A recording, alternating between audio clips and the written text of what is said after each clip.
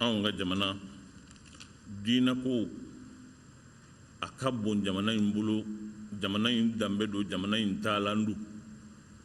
Diina ni jamana in kolosora ɲɔgɔn na ka kɛ fɛn kelen ye. N'i k'i bɛ diina in ni jamana in bɔ ɲɔgɔn na, a bɔli bɛ gɛlɛya. Diina dun fana kelen bɛ diɲɛ a kunkanko ye bi une préoccupation mondiale. O kosɔn jamana ye département sigi, département min n'o ye diinaw ani laadalakow olu bɛ se ka kɔlɔsi cogo min na jamana kɔnɔ. Mais je suis au regret de le dire ici. N bɛ yan, pas pour dénoncer mais pour interpeller. Mais au ministère min n'a dilanlen do pour que diina maaw u ka fara ɲɔgɔn kan u yɛrɛw, diina ka kɔlɔsi jamana in kɔnɔ, hakilina min n'a bɛ gouvernement la ani diina mɔgɔw ni jamanadenw an bɛɛ lajɛlen ka se ka filɛli kɛ ka taa fan kelen fɛ pour que ko minnu bɛ sen na an ka se ka s'u la. Je suis au regret de le dire, département in anw b'an yɛrɛ ɲininka titɛli in yɛrɛ kɔrɔ ye jumɛn ye? On ne le sait pas. Anw ka titɛli jumɛn do? A bɛ daminɛ min? A bɛ dan min? Parce que kabini département in sigira fo an bɛ yɔrɔ min na bi, fo n jɔlen bɛ yɔrɔ min na bi, an ma sigi don kelen da kelen pour définir quoi que ça soit.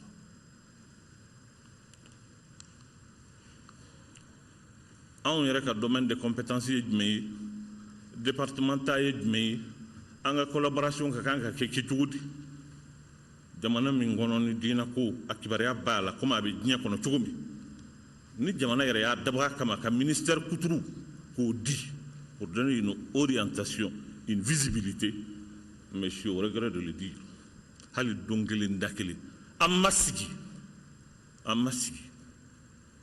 anw ni département cɛ k'a dɔn anw fɛ an ni ɲɔgɔn cɛ baara kɛɲɔgɔnya a ka kan ka kɛ cogo di, anw ka responsabilité ye jumɛn ye? Anw ka titɛli na anw ka kan ka dan min? Jamana bɛ dan min? Misiriw bɛ jamana kɔnɔ, mais misiriw gérés do par la communauté musulmane, pas par l'État. O jonction bɛ kɛ cogo di? Jango kɔlɔsili ka kan ka k'a la. O jonction tɛ yen, a politique tɛ yen, a kumakan tɛ yen.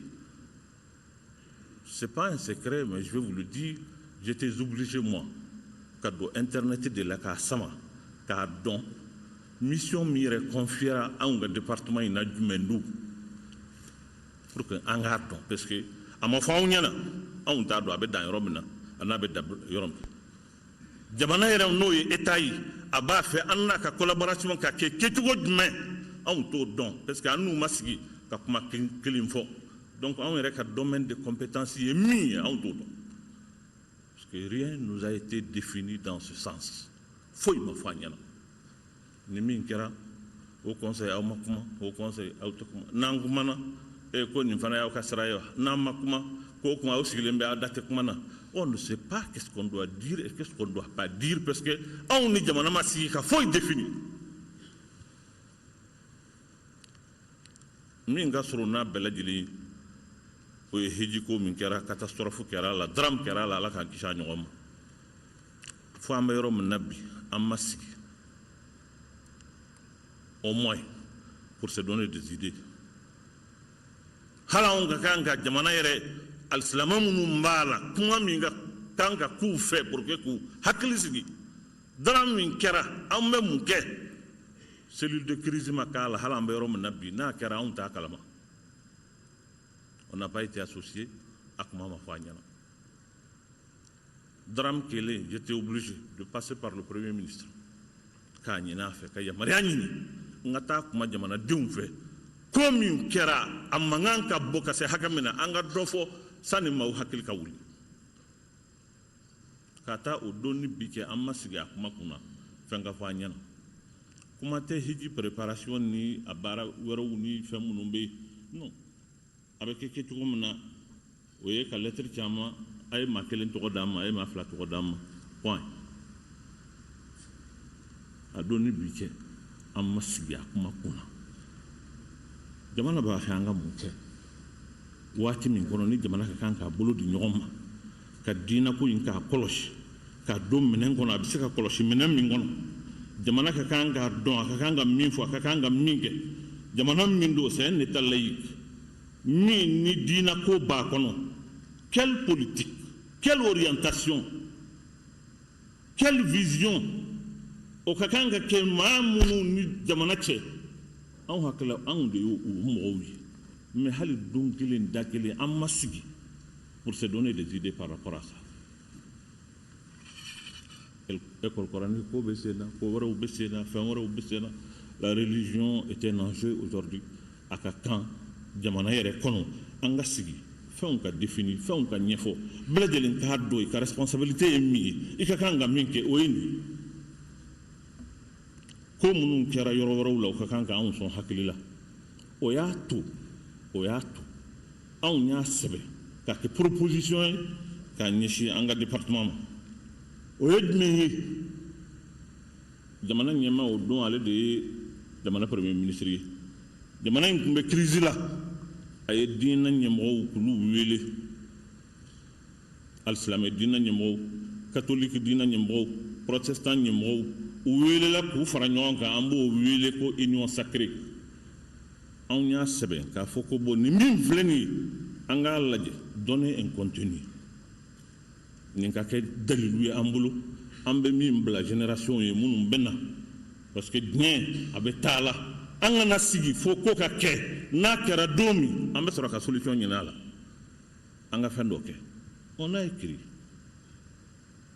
an ye dɔ sɛbɛn k'a ci ministère ma min y'an ka ministère de tutelle an ye dɔ wɛrɛ sɛbɛn an y'o ci ministère de la réconciliation ma a proposition b'an bolo k'a jiriw la les chefs religieux les chefs coutumiers a y'u fara ɲɔgɔn kan structure dɔ la même si c'est pas officiel la ka kɛ consultatif ye pour que ka jamana fɛn dɔw bɛ yen k'o ɲɛsigi an kana sigi fo ni o kɛra don min an bɛ sɔrɔ ka solution ɲini a la parce que an ɲɛ b'a la fɛn min bɛ ka kɛ diɲɛ na o ka kan ka anw kalan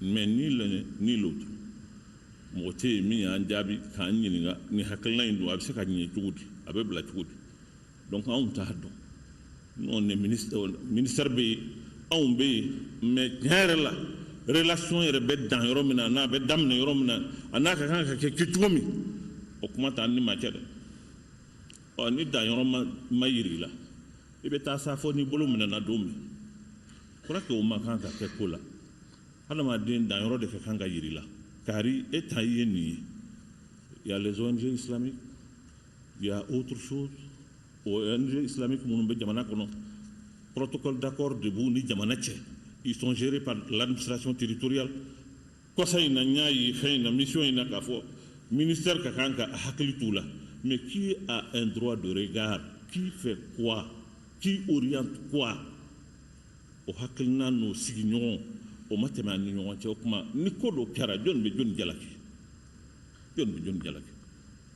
fɛn min ma sara i la a ma f'i ɲɛna i ka kan ka min kɛ o ma f'i ɲɛna n'i ye min kɛ i b'a kɛ i ye jamanaden ye o dama de don n'o tɛ jamana min ni n'a bɛ baara la a ma sira da i kɔrɔ dɛ o ka kan ka fɔ parce que ko in kɛcogo y'o ye an b'a ɲini ala fɛ ya rabbi ala ka hakili ɲuman d'an ma ya rabbi ala ka hakili ɲuman d'an ma jamana ɲɛmaa